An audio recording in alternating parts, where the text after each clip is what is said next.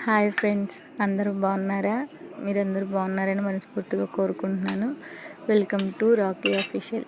ఈరోజు కోడిగుడ్డు అట్టు ఎలా వేయాలో చూపిస్తాను. నా స్టైల్లో చూపిస్తాను. ఒక ఆనియన్ కోసేసుకొని, ఒక మిర్చి కట్ చేసుకొని, దాంట్లో కొంచెం కారం, సాల్ట్ వేసుకొని, దాంట్లో 2 ఎగ్స్ వేసుకోవాలి. ఎగ్స్ వేసుకున్న తర్వాత దాన్ని బాగా బీట్ చేసి ఒక పెనం పెట్టుకొని కొంచెం ఆయిల్ హీట్ అయిన తర్వాత కోడిగుడ్లు మనం కలుపుకున్న బ్యాటర్ని పోసేయాలి.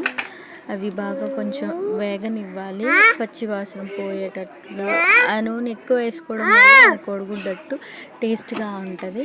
తర్వాత వేగిన తర్వాత కొంచెం ఆవకాయ వేసుకొని వేడి అన్నం వేసుకుంటే ఎంత బాగుంటుందో.